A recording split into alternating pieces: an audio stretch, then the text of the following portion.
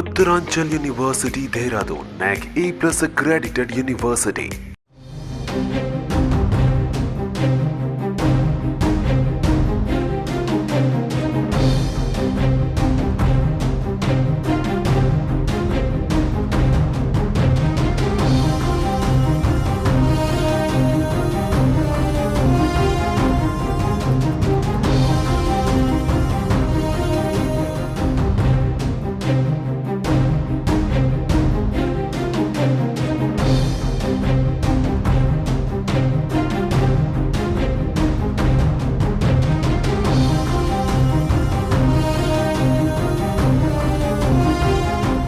ఆంధ్రప్రదేశ్లో గత 2 నెలలుగా సామాజిక పింఛన్లపై గందరగోళం నెలకొంది. ఈ క్రమంలో జూన్ నెలలో తమకు పింఛన్లు వస్తాయా, ఇంటికొచ్చిస్తారా లేదంటే మళ్లీ బ్యాంకుల్లో వేస్తారా అని పెన్షనర్లు టెన్షన్ పడుతున్నారు. అయితే జూన్ నెలకు సంబంధించి ప్రభుత్వం ఎలాంటి నిర్ణయం తీసుకుంటుందనే చర్చ జరుగుతున్న వేళ ప్రభుత్వం కీలక నిర్ణయం తీసుకుంది.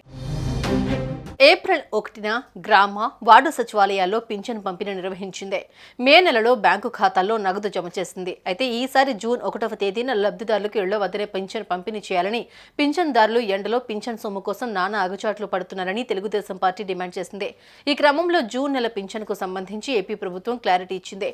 జూన్ 1న పింఛన్లను లబ్ధిదారుల బ్యాంకు అకౌంట్లలోనే జమ చేయాలని రాష్ట్ర ప్రభుత్వం నిర్ణయం తీసుకుంది.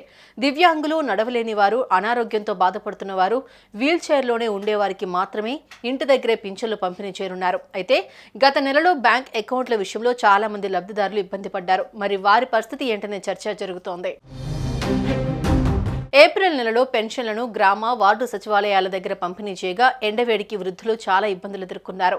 దీంతో మే నెల పెన్షన్లను నేరుగా లబ్ధిదారుల బ్యాంక్ అకౌంట్లలో జమ చేసింది జగన్ సర్కార్. ఈ క్రమంలోనే ఇప్పుడు జూన్ నెలలో కూడా బ్యాంకులోనే నగదు జమ చేయనున్నారు. ఇదిలా ఉంటే ఆంధ్రప్రదేశ్ ఎన్నికల ఫలితాలు జూన్ 4న వెల్లడి కానున్న నేపథ్యంలో జూలై నెల నుంచి కొత్తగా అధికారంలోకి వచ్చే ప్రభుత్వం పెన్షన్లను పంపిణీ చేయాల్సి ఉంటుంది. అయితే ఈసారి కూడా తామే అధికారంలోకి వస్తామని చెబుతున్న వైఎస్ఆర్సీపీ పార్టీ ఇకపై మళ్లీ వాలంటరీ వ్యవస్థ ద్వారా ఇంటింటికి పెన్షన్లు పంపిణీ చేస్తామని అంటోంది. మరోవైపు టీడీపీ కూటమి కూడా తాము అధికారంలోకి రాగానే జూలై నెల నుంచి పెన్షన్ 3,000 రూపాయల నుంచి 4,000కు పెంచిస్తామని, దివ్యాంగులకు 6,000 రూపాయలు పెన్షన్ ఇస్తామని చెబుతుంది. సుమన్ టీవీలో మీ పర్సనల్ అండ్ బిజినెస్ ప్రమోషన్స్ కోసం కింది నెంబర్కి కాంటాక్ట్ చేయండి.